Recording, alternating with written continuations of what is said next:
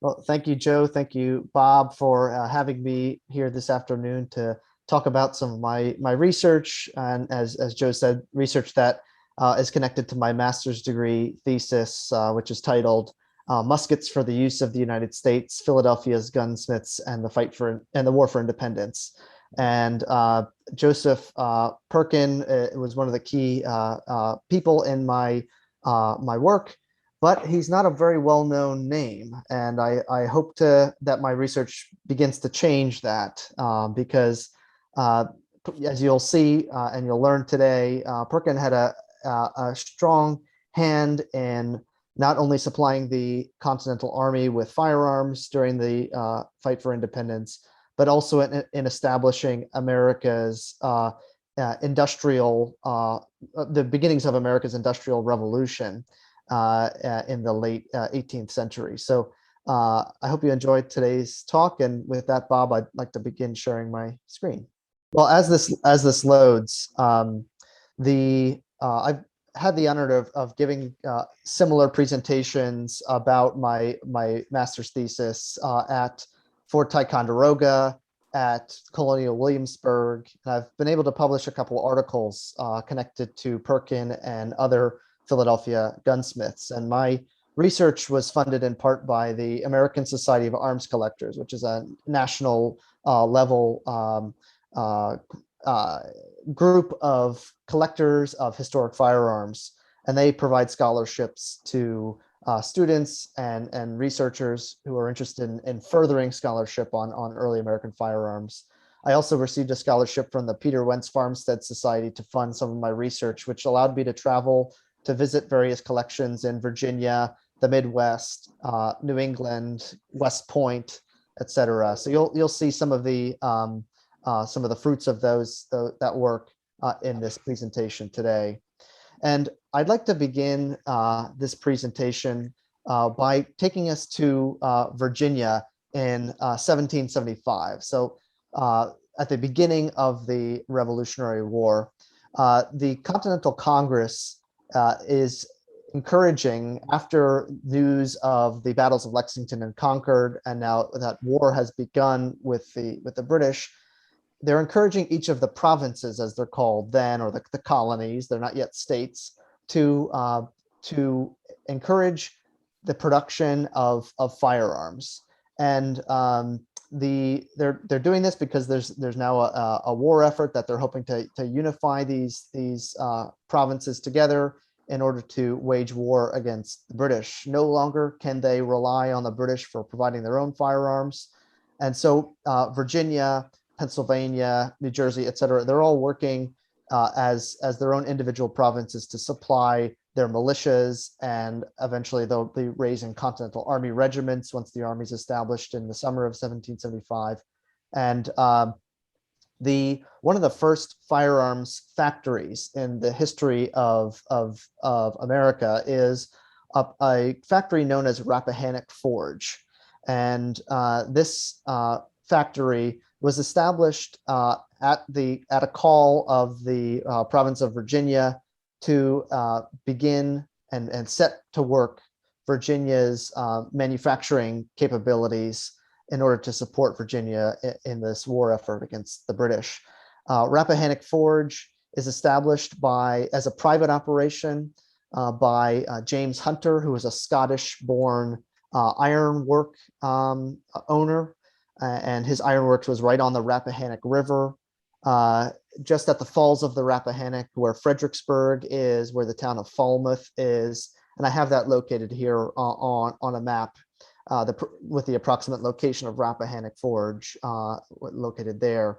But originally this forge, as I said, was an ironworks, and Hunter, based on calls of Virginia's government, wanted to change Rappahannock Forge's manufacturing capacities into not only producing iron, but also producing more finished military goods, including muskets, pistols, wall guns, and swords.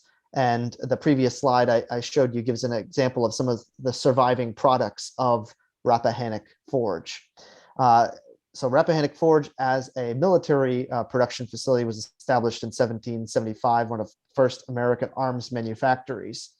And the foreman at Rappahannock Forge was a man named John Strode. He was a Pennsylvanian who moved down to Virginia.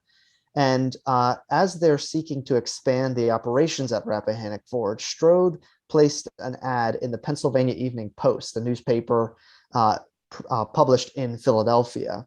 And you can see with the newspaper ad here on screen, he's describing what is being established at Rappahannock Forge, included a millwright's shop. They also milling flour. They're still working on iron. But one of the key points that Strode is making in the middle is that they're seeking a gunsmith, a complete artist, able to take the charge of the shop in 24 hands under his care and direction.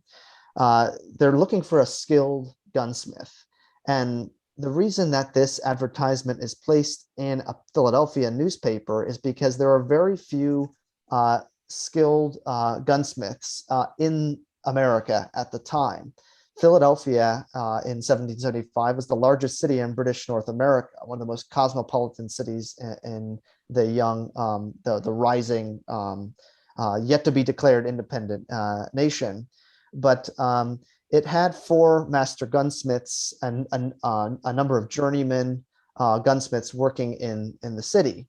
And prior to the outbreak of the Revolutionary War, most of those gunsmiths were working with imported parts, imported from England, and they were often assembling firearms, mostly hunting firearms, like fowling pieces and some rifles.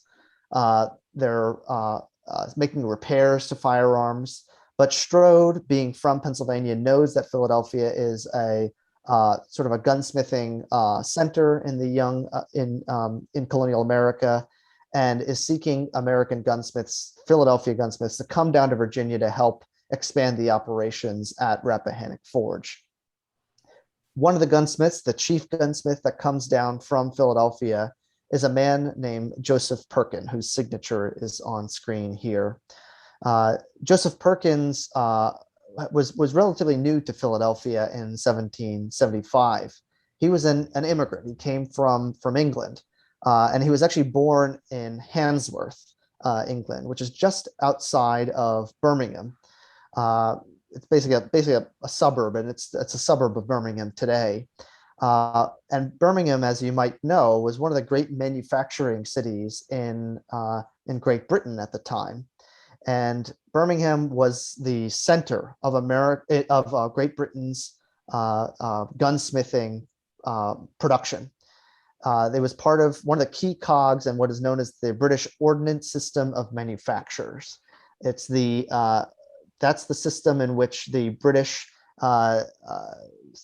specialized production of different gun parts. Those gun parts would be made by various craftsmen, then sent down to the Tower of London, where they could be put in storage and, when needed, assembled into finished firearms. You can see on screen here an example of a gun lock that was probably made in Birmingham, but it's marked to the Tower of London. This gun lock was made in the 1770s. It's in Colonial Williamsburg's collection. But you can see the intricacy of that gun lock, which was made of a combination of iron and steel. The steel chiefly used to make the springs of this lock that make it a mechanism that could serve as the ignition system for a musket. Very few American gunsmiths were making gun locks at the time. Most of them were being imported from England, and many of them were made in Birmingham, the gunsmithing center. Joseph Perkin, born in the 1730s, was raised in the ordnance system of manufacture because his father was a gun lock filer within this system. A gun lock filer, meaning that that man was doing the finishing work on a gun lock before it was then sent to the tower for storage, and then eventually turned into a musket. And so Joseph Perkin got his start in Birmingham, and as a young man, he moved to Bristol. He was born into the Church of England. I've actually had the opportunity to go visit the church where he was baptized in Handsworth. just outside of Birmingham. But he moved to Bristol because he converted to Moravianism. And oftentimes, when we think of Moravians, we think of German people, especially German Americans, German immigrants who moved to places like Bethlehem, Pennsylvania, or to North Carolina in the 18th century. But there was a small Moravian community that was established in Bristol, England. And Joseph Perkin actually moved to Bristol and joined the craft community that was established there. He actually became in charge of a small gunsmithing shop that was at Bristol. And he became well regarded for his fine work in making gun locks. And but in the early 1770s, for some reason, he decided to move to colonial America. And he arrived at New York in 1771, seemed to have worked there briefly, and then moved to Philadelphia. So one of the reasons we know this information about Joseph Perkin is because the Moravians kept extremely good records, and many of those records survive. Here I have on screen in German a biographical record of some of the members of the Philadelphia Moravian congregation. And here we have Joseph Perkin's entry. Just to the right of his name is Buchenmacher, which means gunsmith. And it gives his birth and birth dates, his initial immigration dates, where he came from. You can see Antwerp, Staffordshire, England, England meaning Old England. And you can see that what his original religion was, then what he converted to, Moravianism, of course, and then his different movements through his time in America. These are really important records to understanding the biography of a person like Joseph Perkin, and that few historians have really closely examined before. A lot of this is new information that I was able to find in the Moravian records of the Moravian archives in Bethlehem, Pennsylvania.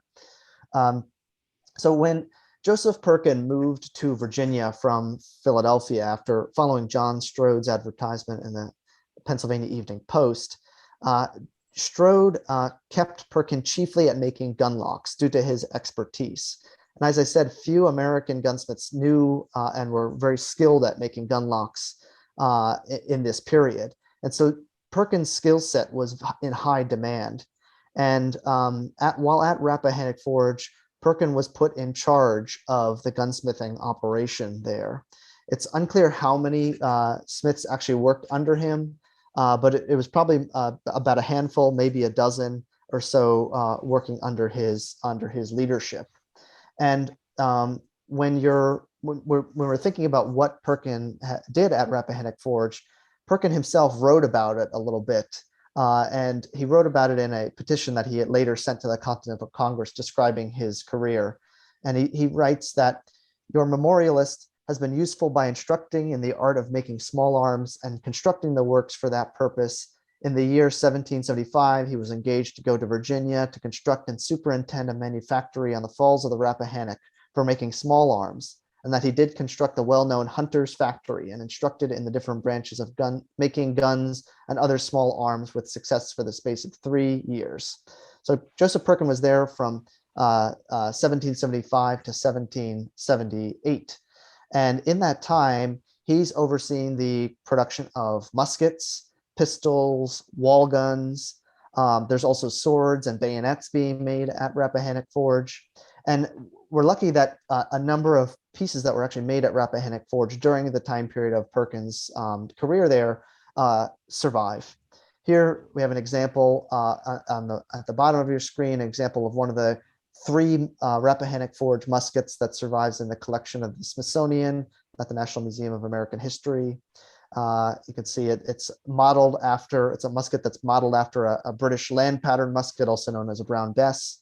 But this is a fully American product, among the first of its kind to be an fully American-made military firearm. Pretty incredible survivor there. At the top is an example of the mark that accompanied a lot of the firearms that were made at Rappahannock Forge. I Hunter for James Hunter, referring to the owner of Hunter's Ironworks, or also known as Rappahannock Forge.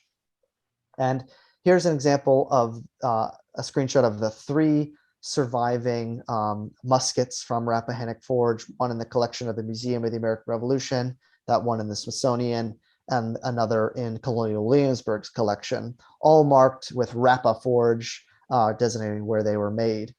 What's really interesting about these muskets is when you take them apart and look on the inside of the locks, and you see small initials and also sometimes numbers on different parts of the firearm. On the lock, each of these lock plates are stamped. Two of these muskets are stamped IP. Another is stamped FK. Now, what do those mean? For a long time, it was a mystery, but we can firmly state now that IP is referring to Joseph Perkin. It's probably his inspection mark. I was often used in place of the letter J in the period, as you probably well know. IP is for Joseph Perkin. FK is actually for somebody who worked under Joseph Perkin, another gunsmith whose name was Frederick Klett.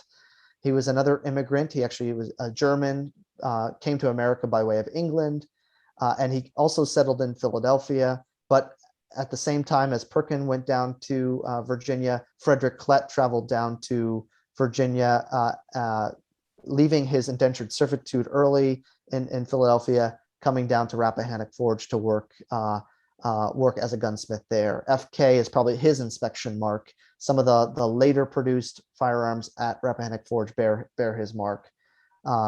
So we really get a sense of even who the people that touched these firearms, that helped make them for the American war effort. A great shot of one of the surviving muskets here. And here's an example of what those stamps look like. This is Frederick Klett's mark on the interior of Colonial Williamsburg's surviving musket made at Rappahannock Forge. You can see where it's located there. Frederick Klett might be known by some of those of you who are interested in firearms history. One surviving rifle is known to have been made by Frederick Klett. It's marked with his name on the lock plate. And so when we get a snapshot of the surviving muskets, pistols, and wall guns made at Rappahannock Forge, there are, out of the 13 individual pieces that survive, 10 bear Joseph Perkins' inspection mark on the interior of their lock plates, which speaks to that 3-year career he had at Rappahannock Forge. And we get a sense of where these muskets were made and used. They were used by Virginia soldiers. We have an example here of a receipt book from 1781, which states that 3 muskets were distributed to members of the militia of Dinwiddie County, Virginia, one of which was made at Rappahannock Forge and bore the hunter mark, and it was numbered 510 on the tail of its butt plate. There you can see an example of the engraving on the butt plate of the Rappahannock Forge musket in Williamsburg's collection. These arms that were made at Rappahannock Forge were chiefly used within the state of Virginia and by Virginia troops that served elsewhere. And so that doesn't mean that they weren't, that they never fell into the possession of other American troops or were even captured by the British and maybe reused by perhaps a loyalist corps or something. But these were chiefly Virginia firearms for Virginia troops. Another note about the people at Rappahannock Forge who were responsible for making these firearms, and included both black and white craftsmen, both free and enslaved. We get a sense of that from advertisements in the Virginia Gazette, advertising for more help to continue expanding the operations at Rappahannock Forge. We even get a sense of the working population at Rappahannock Forge from runaway advertisements for a black man named Richard or Dick, who ran away from Rappahannock Forge in 1778. That was very soon following Joseph Perkins' departure. And one of the reasons Joseph Perkin leaves Rappahannock Forge in 1778 is because of his health. He describes that he had bad health in 1778, and that's the same year that his first wife, Clara McCroy, passed away. So he seems to have kind of regrouped himself, taken a break from gunsmithing at Rappahannock Forge, returned to Philadelphia, a familiar place to him, and that happens in 1778. And you probably realize in 1778 that Philadelphia is a place that had gone through a bit of turmoil it just in the year prior to this. So in the summer of 1778, that's when the British leave Philadelphia following their occupation, which began in September of 1777, following their victory at the Battle of Brandywine. And the Philadelphia, the Continental Congress had fled the city. About 10,000 people had fled the city as well, seeking to move away from the British Army. These are chiefly people with revolutionary sympathies. Many loyalists stayed. Many of the neutral Quaker population tried to stay in their homes. Some of the gunsmiths that were already working in Philadelphia and had stayed there in 1776 and 1777 had fled. The firearms making industry in the city had largely stopped, and so it had moved out of the city. There was a small gun lock factory that was established in Philadelphia in 1776, but that was moved out of the city in advance of the British occupation. And so Philadelphians are returning to the city after the British leave. The Continental Congress returns in the summer of 1778, and the Continental Congress is formulating a new plan to wrangle the really struggling state-run supply system for the Continental Army. The Continental Congress had chiefly left supplying each of the Continental regiments up to the individual state that raised that regiment.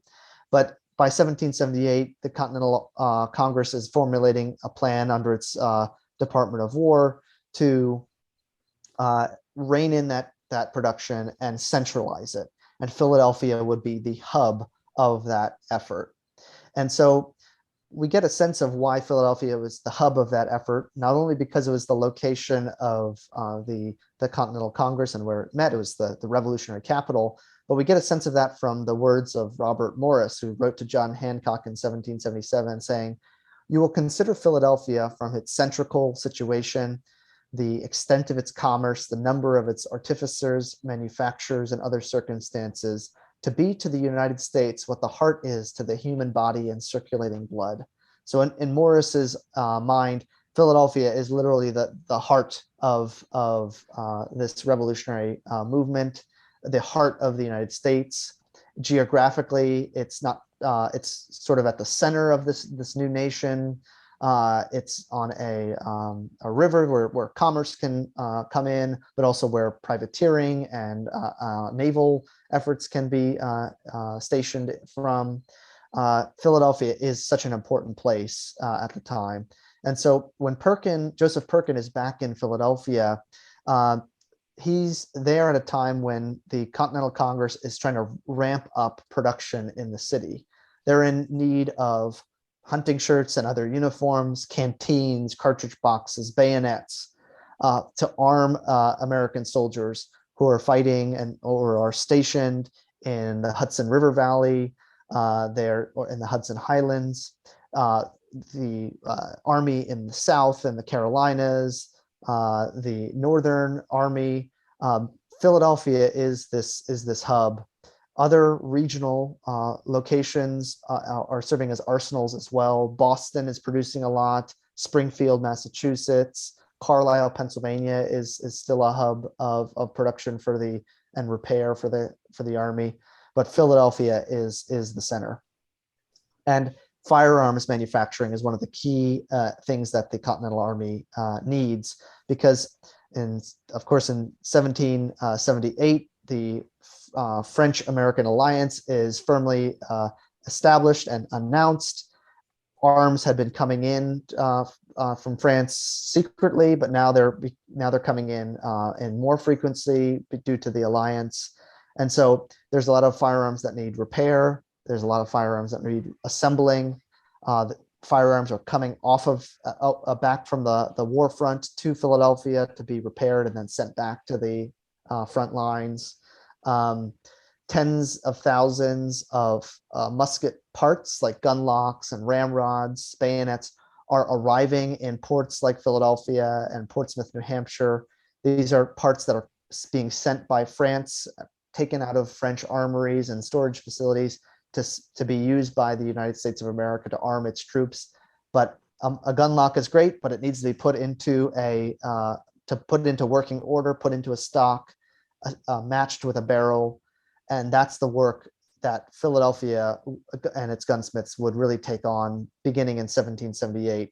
And Joseph Perkin, based on his experience, based on his track record at Rappahannock Forge, is picked as the superintendent of the first Continental Armory,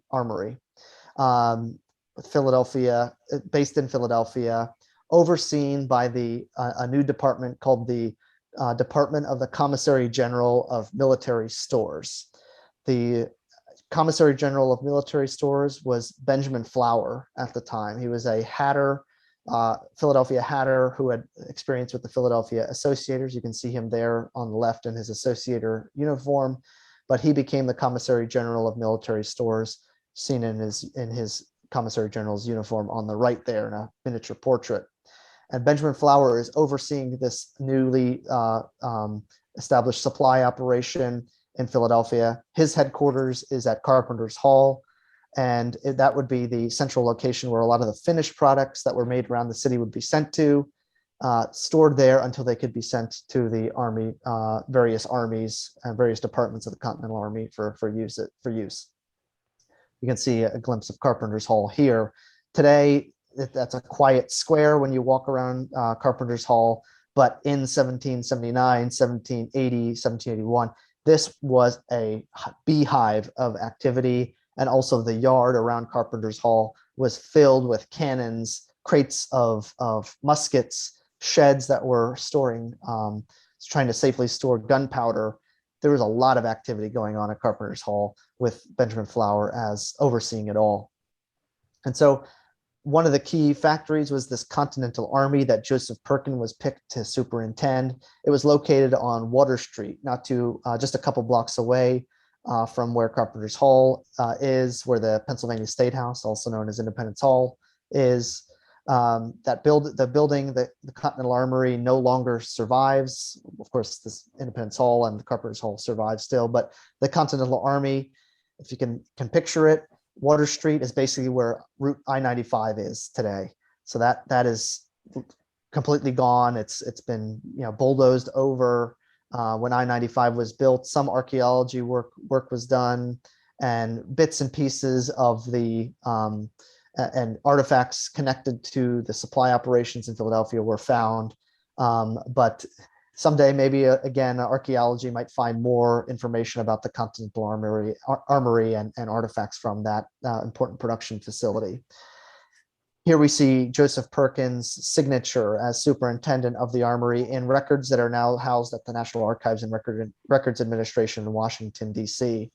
And I had a chance to go through a lot of these records, going through what are called the day books of the Continental Armory to track how supplies are coming to the Armory and how they're leaving the Armory as finished goods. Joseph Perkin is overseeing a workforce of 29 gunsmiths at this Armory, and they include previously established gunsmiths in the city, laborers from the city's population, men who had previously worked in the Pennsylvania gunlock factory that had been established in 1776 but had gone defunct, and even a British prisoner who had experience as a gunsmith back in England. A British prisoner was working there in the Armory under Perkins's oversight. Perkins himself is paid for this work. He's also given a daily meal. He often is petitioning the Continental Congress to raise that pay due to inflation that's going on with continental currency.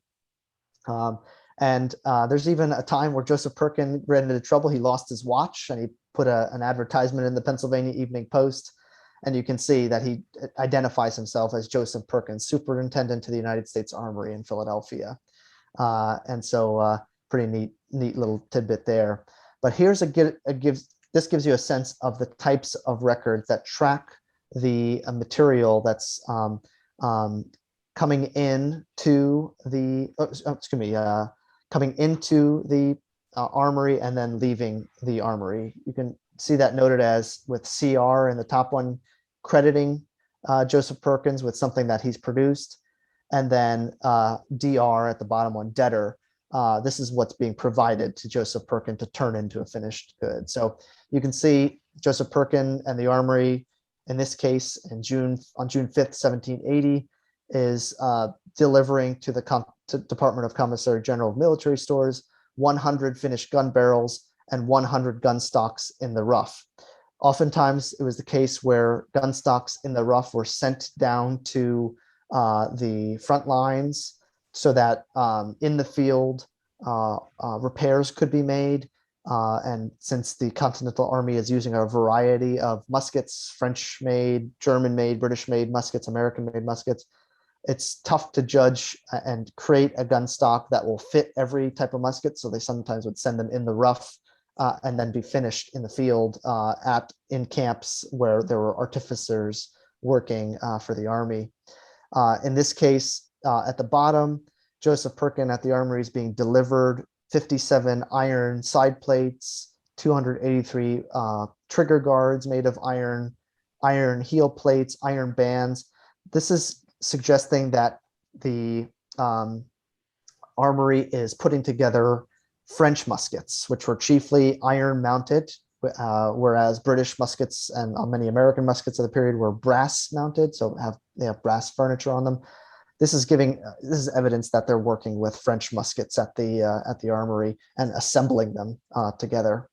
And this is an example of what I'm talking about here. Here's a French musket that was likely maybe repaired in Philadelphia, but it gives you a sense of what a French musket looks like with its iron bands, its iron furniture. You can see a musket lock up in the upper left with US stamped into the lock plate, denoting that this now belonged to the Continental Army. This is something that Joseph Perkin is doing at the armory. Beginning in 1777, the Continental Congress is ordering that all property of the Continental Army be identified as somewhere on it with the words United States or the abbreviation US. And when you look at the inventories of the Continental Armory and the National Archives records, you can see that in the inventory they have brands US that would be used to mark the wood stocks of these muskets. Sometimes they took the form of a full spelling of United States. Sometimes it just was U States. They also have stamps, metal stamps in the inventories of the armory meant to mark the metal components of a musket. In this case, this is a British musket that was restocked in America, so a new stock was provided for it, and the barrel was stamped US right under the British proof mark, and you can see GR, which stands for Georgius Rex, King George in Latin, with a crown over top. So it's neat to see the American marking just below the original British markings on this musket. That was likely restocked and maybe repaired, refurbished in Philadelphia. We again see IP on some of the Philadelphia repaired and refurbished muskets, which is again evidence of Joseph Perkins' work in Philadelphia. This is an example of a French musket that was probably repaired or cleaned up in the Continental Armory in Philadelphia, bearing Joseph Perkins's mark on its stock, this one being a brand. So really neat example there, evidence of Perkins' work. Here's actually the list of all the men that worked under Perkin at the armory, 29 in total. And in the middle red arrow there, we see Francis Wigstead, who in brackets is identified as a British prisoner. And I'm still trying to find more information about him, but the little information I found is that he was involved in the gunsmithing trade in England before his military service with the British Army. One of the people that Joseph Perkin worked in connection with in Philadelphia was a friend of his and a fellow Englishman, John Nicholson, who was one of the established gunsmiths in the city. And gunsmiths like Nicholson, who didn't work specifically at the Continental Armory, were still working in collaboration with the Armory. Sometimes they were supplementing the Armory's work by doing their own works in their own shop, but sometimes they were also providing parts to the Continental Armory for use by Perkin and his men. But a major change happens in 1781 when Benjamin Flower, the Department of Commissary, the Commissary General of Military Stores, falls ill and passes away. His deputy, Samuel Hodgdon, takes control, and Hodgdon makes some changes to the way that production in Philadelphia would operate. He's seeing an inefficient system going on that is getting a little bit too expensive for the department to maintain. So what Hodgdon does is he decides to close the Continental Armory, and rather than have a centralized location where they're making and repairing firearms, he's going to have the gunsmiths in the city of Philadelphia contract with the Department of the Commissary General and work as individual shops to meet the quotas that are put in place by the department. Joseph Perkin enters into a partnership with another gunsmith who I'll talk about in a second. John Nicholson continues working, and other gunsmiths in the city are now are working as government contractors for the Department of the Commissary of Military Stores, part of this industrial complex that's really in Philadelphia, but now instead of a centralized location at the Armory, it's being spread out with finished goods being delivered to the Carpenter's Hall headquarters of the department. And so here's Samuel Hodgdon, who's the new head of the Commissary General's department. And so it's his decision to make this change. But he still has an established relationship with Perkin, and that is borne out in a surviving pistol that Joseph Perkin actually made for Samuel Hodgdon, and it's engraved with Samuel Hodgdon's name on the cap, on the butt cap here, and Perkin's name is engraved on the lock plate. Really amazing survivor in a private collection in Virginia that Perkin made perhaps for Hodgdon's new role as the Commissary General of Military Stores. You can see Perkin's name and Falada engraved on the top of the brass barrel. Pretty neat. One of my favorite surviving pistols from the Revolutionary era. So at this time, now that Joseph Perkin is no longer superintendent of the Continental Armory due to the restructuring that goes on, he establishes a partnership with a gunsmith named Samuel Cuddy or Cowdy at the corner of 2nd and Spruce Streets in Philadelphia. And in the records of the Commissary General's Department, we see Perkin and Cowdy making deliveries of repaired firearms routinely to the department in 1781, 1782, and in 1783. And there's even a couple surviving examples of their work that bear both of their names. This is from a lock plate from a pistol in a private collection. Perkin and Cowdy's names engraved on the face there.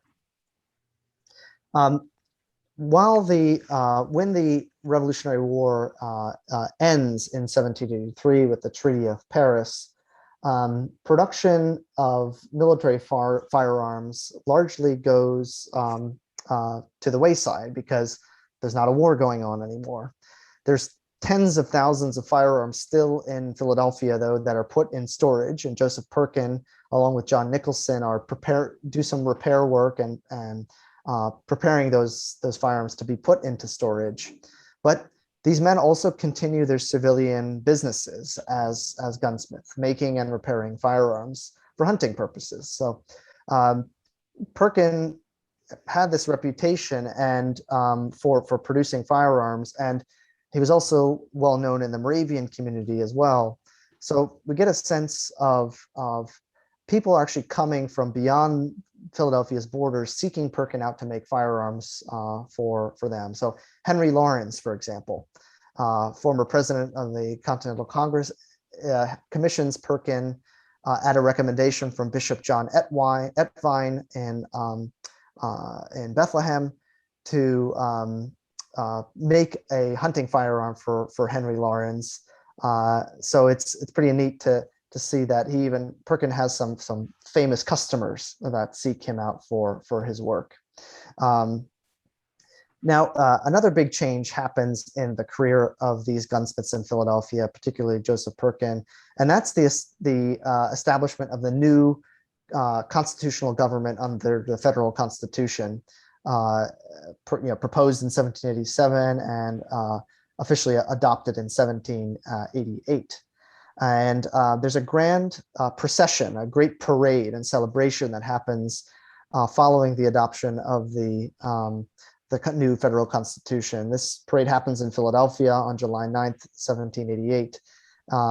And so a parade of the craftsmen and tradesmen of the city march in this parade. They actually have floats that are horse-drawn, and they create banners and wear distinctive clothing of their trade.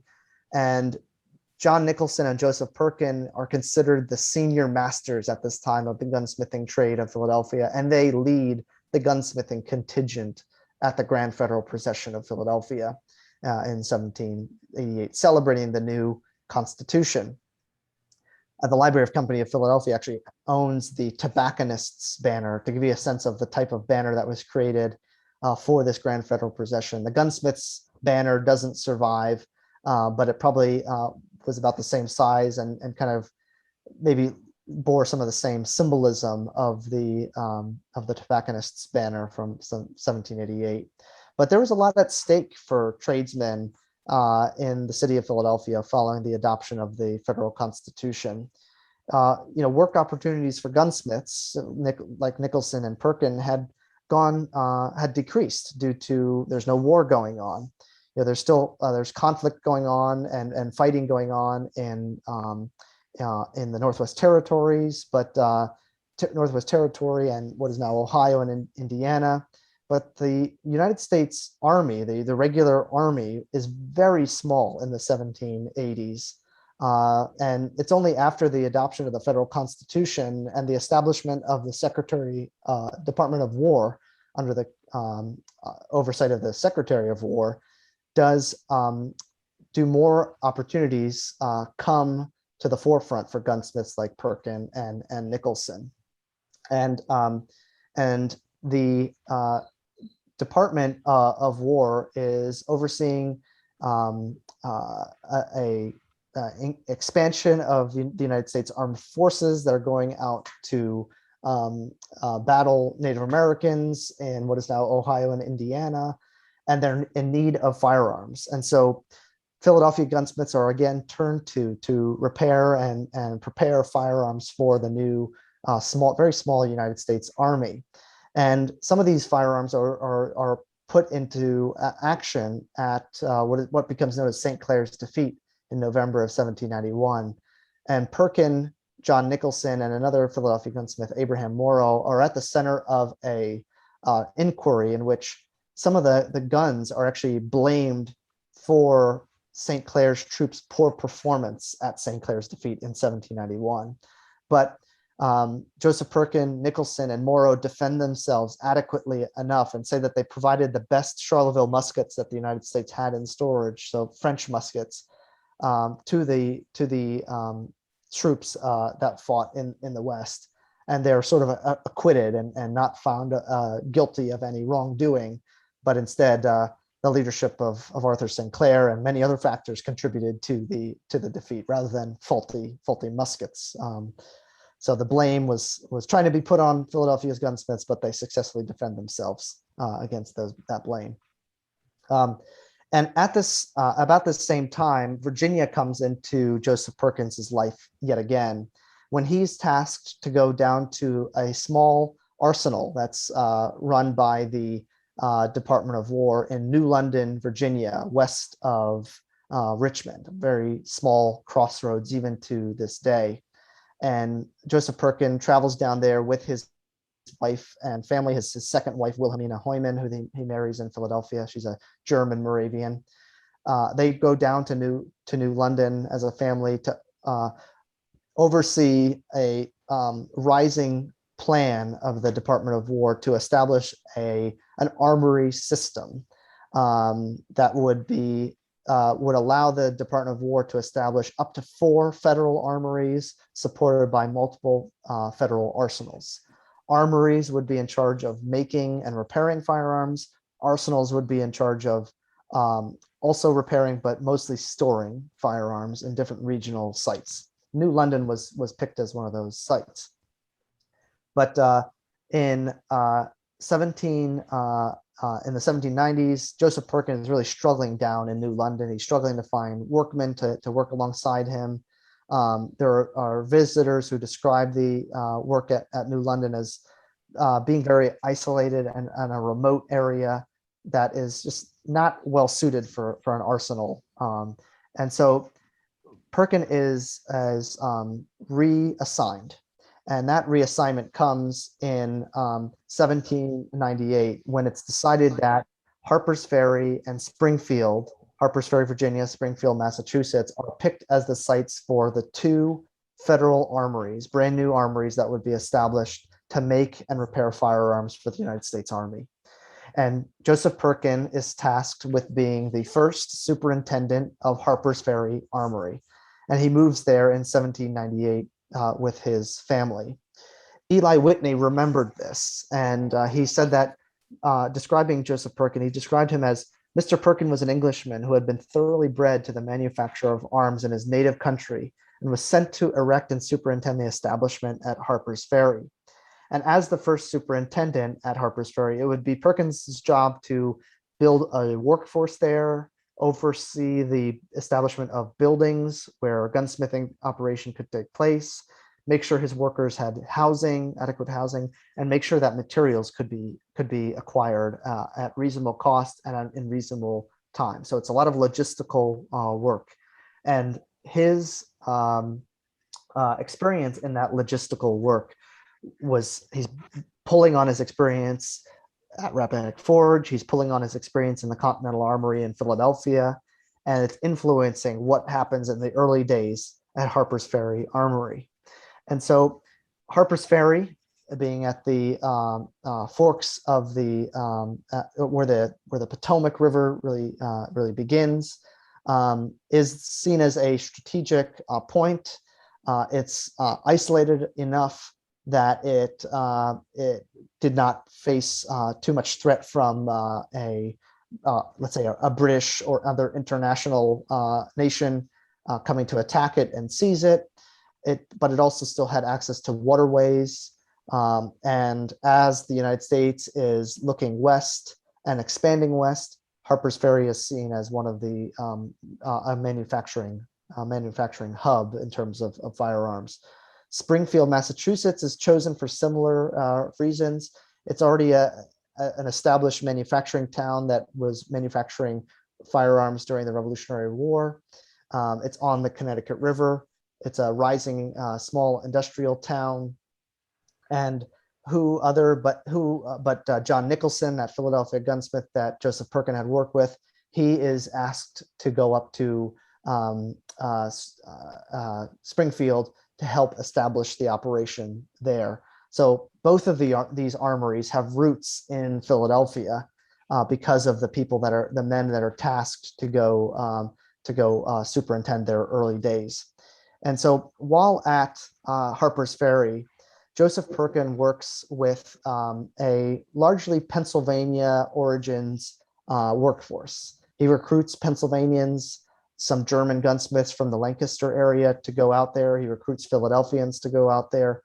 And Perkin oversees the design and production of the very first United States Army production rifle. And that's what's known as the Harper's Ferry rifle, patterned in 1803. And that's what we see here on view. This is the first regulation U.S. Army rifle that was ever produced, and it was designed by Joseph Perkin. This example belongs to the Cody Firearms Museum, but thousands of these were made at Harper's Ferry.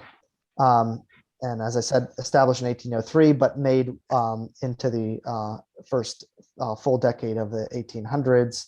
So you see dated examples of the Harper's Ferry 1803 rifle from the 18 teens as well. And so Perkin leaves a legacy with this firearm. This is the last, basically the last firearm that he designs in his life.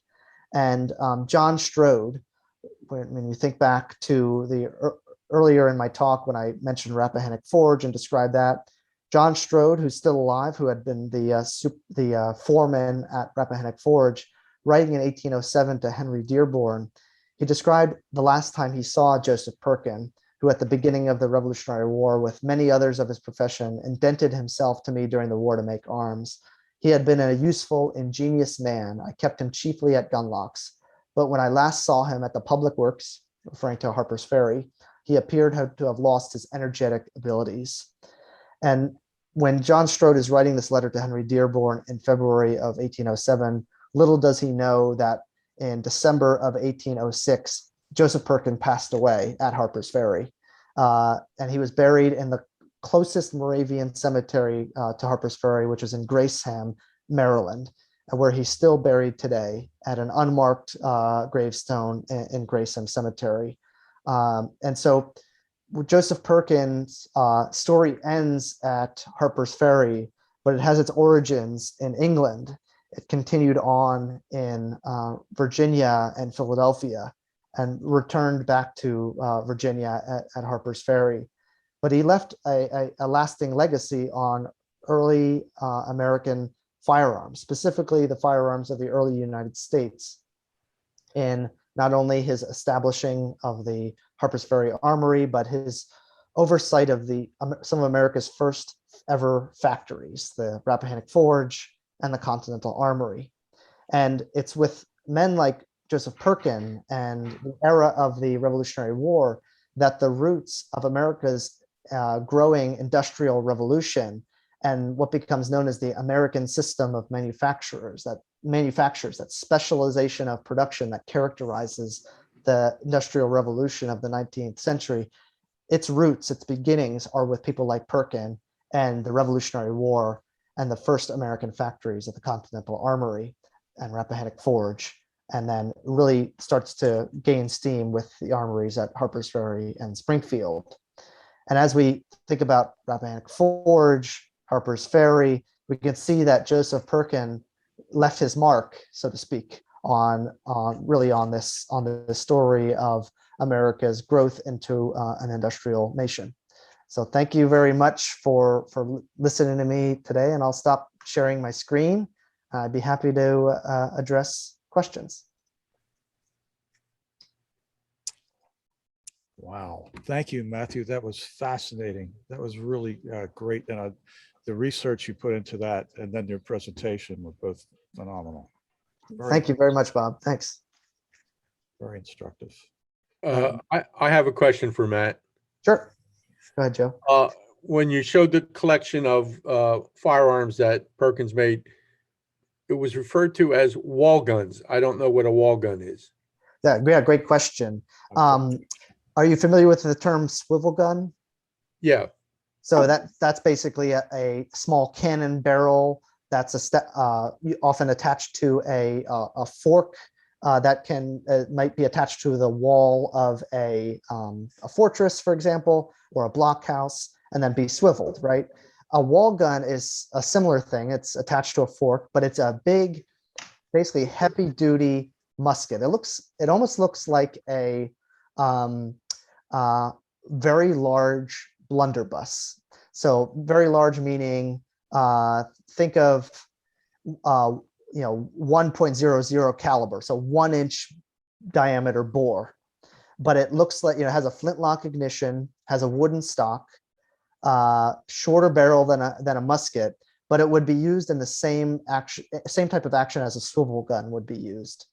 So it'd be attached to a wall or a post at a blockhouse and could be loaded and fired like a swivel gun, but it had a flintlock ignition. And a few of the wall guns made at Rappahannock Forge survive at the Smithsonian and at Rock Island Arsenal. and I think there's one at Springfield Arsenal as well, Armory as well. So Okay, big beefy firearm. yeah, thank you. Yeah, that was actually going to be my first question as well. So I was wondering, I've heard the amusettes referred to as parapet guns. Are these similar possibly? Do you know? Similar. Amusettes often have a longer barrel. There's Right. another term that is for this. It's also called a rampart gun.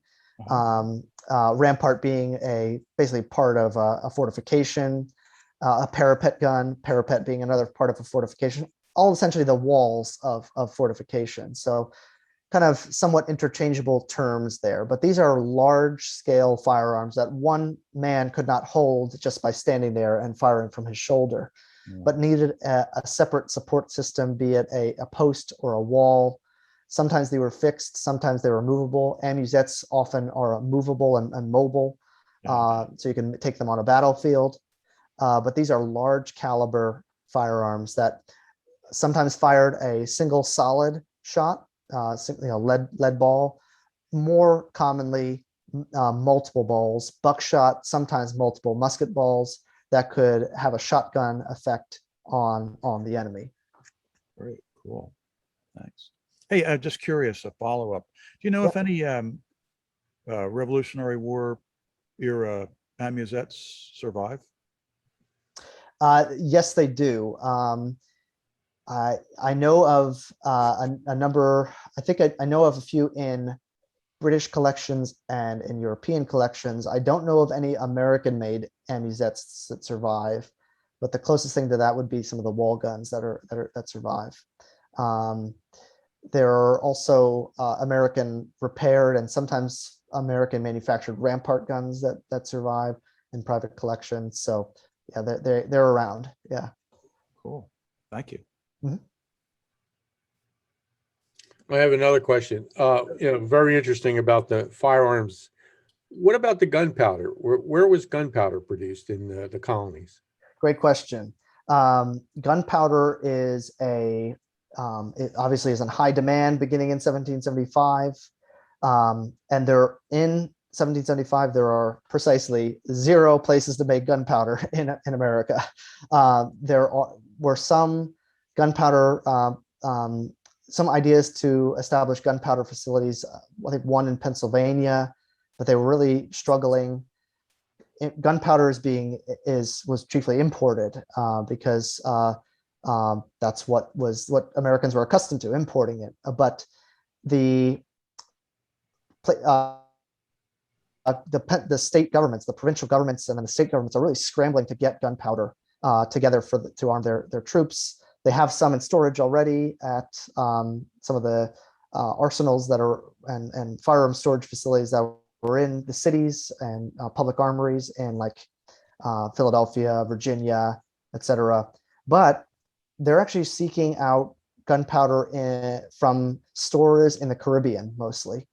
And they are getting as many ships, American ships down there as they can, merchant vessels mostly, to try and go down the Caribbean, get as much gunpowder as they can, basically do a smash and grab, and then bring it back to Philadelphia, to Boston, to once the British evacuate, to Connecticut and Newport, to get it in the hands of state continental regiments.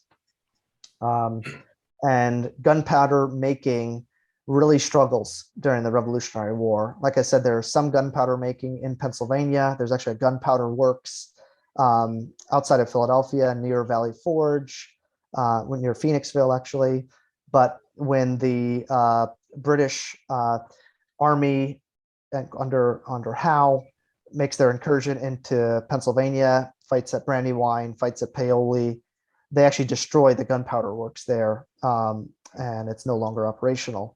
There's some gunpowder making in Virginia as well, but it's really struggling. The French come in handy for that. They send tons and tons of gunpowder to the United States to support them. So it's a lot of French gunpowder. When did Dupont begin manufacturing gunpowder? Yeah, Eleuthère Irénée Dupont does not arrive in the United States, I think, until the 1790s. Okay. And the Dupont Company is established soon after. in Delaware on the Brandywine River.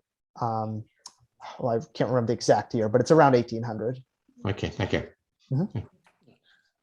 I want to mention that gunpowder was also produced by Jacob Ford near Ford's mansion. There's a plaque that indicates he had a mill there to generate gunpowder.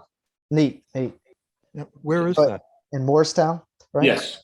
Right. Right. It's actually in back of Ford's mansion down in the middle of the forest, all these trees there. There's a plaque actually that indicates that. Neat. I have a number of questions.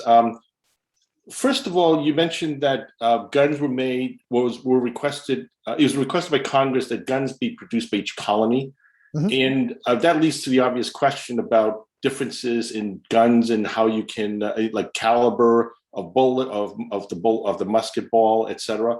And I would imagine in the beginning of the war there was just no way to get harmonization of different parts. So the question is, when the Philadelphia became, I guess, the center of arms production, was that problem solved? The problem throughout the 8 years of the Revolutionary War, the problem was never solved, but it's they make do with what they have. And what they do is they established a more standardized system of musket cartridge making. Basically, they make, I think it's 6 different musket cartridges that are numbered, and they're classified based on the what's called balls to the pound. So that's an early way of, a different way of saying caliber. Balls to the pound means it would be, for example, one of the numbers was 17 balls to the pound was sort of a rating for the type of musket ball that was being produced. So if there's 17 musket balls made of lead of all equal size and diameter, 17 of those balls would equal 1 pound of weight. There's also so as you increase that number, so going from 17 to 18, so 17 balls to the pound to 18 balls to the pound, that 18 balls to the pound is a smaller caliber ball than 17, right? So when they're making the hundreds of thousands of musket cartridges, for example, in Philadelphia, that would go down and be in the cartridge boxes of Continental Army troops at the Siege of Yorktown, for example, they're making about 5 or 6 different size cartridges to deal with the fact that not everybody is carrying a French musket, but in fact, there's a wide range of musket types that are being carried by Continental troops, even that late in the war. Okay, thank you. Yeah, no problem. How many guns were produced by Rappahannock? Just to give us a scale of the number of muskets or pistols, etc. Yeah, it's difficult to say because there's no surviving account books or records, but the numbering of the muskets, for example, that appears on the tails of their butt plates, those numbers go into the 500s, which means that we're probably thinking about thousands of firearms. The Continental Armory, for example, in 1 year's time, they're either making wholesale or repairing about 5,500 firearms in a year. So that's a lot for that one single operation. And then thinking about the numbers of firearms that are being imported from France alone, throughout the Revolutionary War, about 100,000 or so firearms are imported from France. That is both before the official alliance is declared and after. So the total combined about 100,000. And so the American factories are relatively slow, obviously, compared to the European production, but they're producing in the thousands, I would say, rather than in the tens of thousands. Okay, thank you. I have another question, if you don't mind. Yeah, no problem. Whenever a war occurs, there's always innovation. I mean, the Civil War would be a great example of that. Was there any innovation in terms of the gun lock or any other aspect of the musket during the war We know about the Ferguson rifle on the British side, but what about the American side? Yeah, not too much going on in terms of innovation, especially innovation that catches on in any way. It's rather that they're trying to improve upon expediency of making and repairing. So there's John Nicholson, for example. He submitted to the Pennsylvania Committee of Safety a factory plan that was trying to advocate for specialized production. So rather than one gunsmith working to make a gun lock, stock, and barrel, there would be, let's say, 7 different gunsmiths making each an individual part of that musket to make one, sort of like Assembly line? Assembly line, kind of like that. Yeah. An early advocacy for that. But other than that, not too much going on in terms of kind of improving upon the flintlock system or in terms of breech loading. There's very little of that going on. Yeah. Okay. I'm sorry, go ahead. I have a question about Joseph Perkins' background. Yeah. How did he become a Moravian in England? Was that like a big thing that was happening in England in the 1700s? It was not a big thing, but there was that Moravian congregation in Bristol, and that was a relatively new congregation when Joseph Perkin joins it in 1766. He joins it when he's in his 20s, late 20s, and so he may have been drawn to it because of it could have helped his craft skills, because it was craft-centered communities that the Moravians were very keen on. There's even one statement about Joseph Perkins that he was seeking deeper piety, and the Moravian were kind of founded around that deeper piety, and so maybe that appealed to him, and he had decided to move to Bristol. And I bet there was some sort of evangelization going on by the Moravians in Birmingham to recruit new people to go to Bristol and build this community. And then he continues his Moravianism in America and is part of the Philadelphia Moravian congregation, which is a largely German congregation, obviously. Yeah. We always just associate Moravians with the Germans. Right. Yep. Pennsylvania Dutch. Yep. You think of Bethlehem, you think of Salem, North Carolina. But yeah, there were some English Moravians too. Wow. Okay. And yeah, he's listed as Brother Perkin in the Moravian records. Yeah. Like you say, you learn something new every day. Yep. Question for you, Matt. Will we have the opportunity of meeting Don Trioni at the exhibit down in Philadelphia on October 16th? Definitely, yes. If you're already a member of the Museum of the American Revolution, there's a member preview on October 15th, so special access to the exhibit before it opens to the public. Don will be there for a book signing that day from 11 to noon, and then again in the afternoon. So if you're a member, you can reserve your ticket for that. But on the 16th, he'll also be there through at least the morning. He has to head back home to Connecticut in the afternoon of the 16th, but he'll be there in the morning of the 16th as well. Very cool. Yeah. To be there. We haven't announced it yet, but just to pencil it in on your calendars, April 6th, 7th, 8th, we're hosting a conference at the Museum of the American Revolution called on Collecting the Revolutionary War. Don Trioni will be there, and we'll also have a grouping of scholars from Williamsburg, Historic Deerfield, and other private individual researchers talking about collecting the Revolutionary War over the past 250 years and different trends in collecting material culture. So material culture centered conference. So it should be It's April 22. April 6, 7, 8.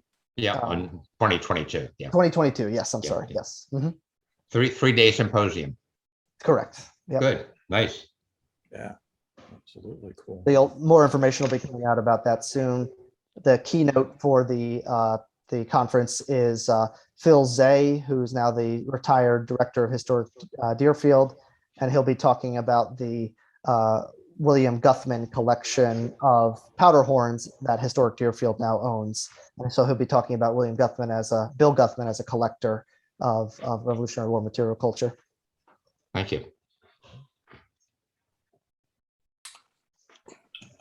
I have another question. In New Jersey, there's a Long Pond Iron Works. Do you have any? I believe they contributed arms in the Revolution. Do you have any additional comments about that particular ironwork and anything else they may have contributed? Right. Yeah. New Jersey is such an important iron producing state, not only with the bog iron in South Jersey, but the iron in North Jersey as well. So as far at Long Pond, I think they're only casting cannons, but I don't know if they're doing any small arms though. Okay, great. Thank you. Yeah. Mm-hmm.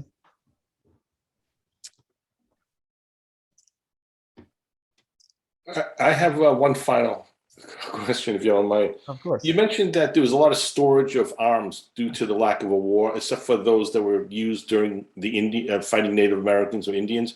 Was there a lot of these arms also used in the War of 1812? Some of them probably were. We do find some later markings on guns that date to the period of the Revolutionary War. I bet some of the Philadelphia guns were used in the War of 1812. Maryland guns were used in the War of 1812, but the leftovers from the Revolutionary War, and sometimes you find them marked with Maryland regimental markings, or the fact that they had been inspected by the state of Maryland, or so I do think that some of these were reused in 1812. Okay. Thank you very much. You're welcome. That was a great talk, Matt. Thank you. Appreciate that. Yeah, very good. If you'd like more information, I wrote an article in 2019 for the Bulletin of the Fort Ticonderoga Museum. I can send Bob links to, if you want to purchase that article. You can buy it from the Fort Ticonderoga Museum's gift shop and online.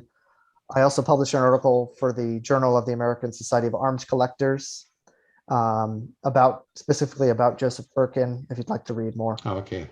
I'm a member of Fort Ti, so I. Perfect. Great. And my master's thesis is also freely available to download from the University of Delaware's website. You don't need any login information for that.